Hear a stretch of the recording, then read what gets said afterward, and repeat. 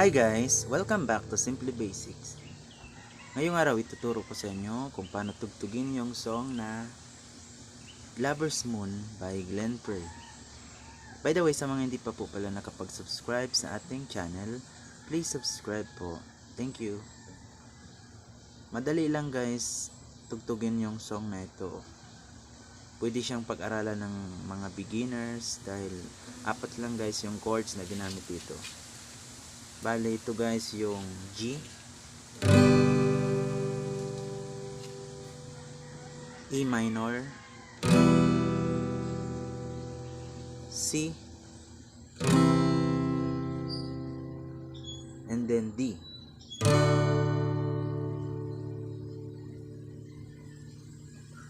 G, E minor, C, D. Kung gusto niya pala guys na matutunan yung mga chords na yon, bale meron din akong mga in-upload na video tutorial ng mga chords na yan sa aking channel. Paki-check na lang guys. Bale sa intro, dalawang beses niyo siyang tutugtugin yung G, E minor, C, and then D. Dalawang beses na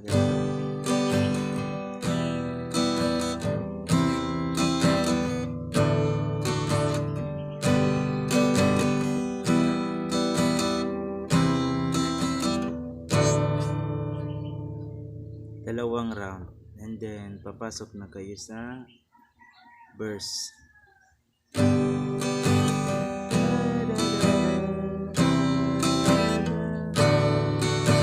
Apat na beses.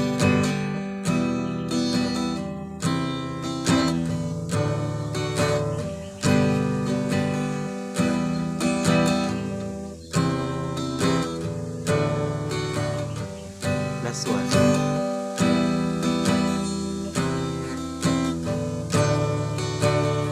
Then doon na kayo sa parting she's not there somewhere, bridge.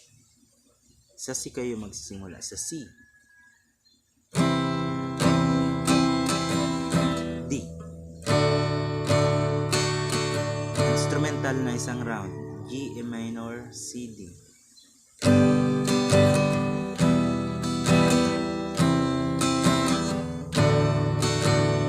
And then chorus na kayo guys. Ganon ulit.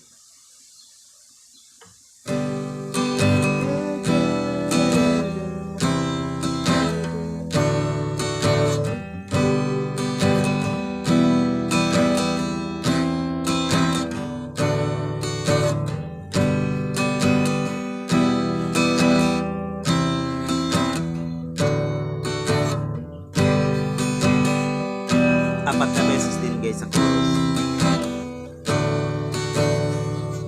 And then yung last part ng chorus is yung and she's waiting. Excuse me.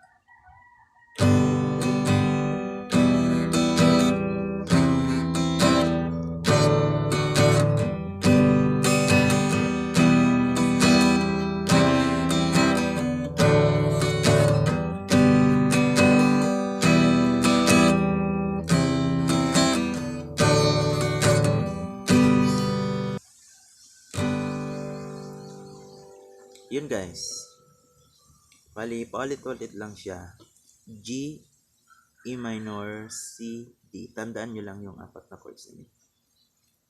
Bali, ang medyo na iba lang yung sa bridge niya. She's not there somewhere under the lover's moon. Tapos balik na naman sa G.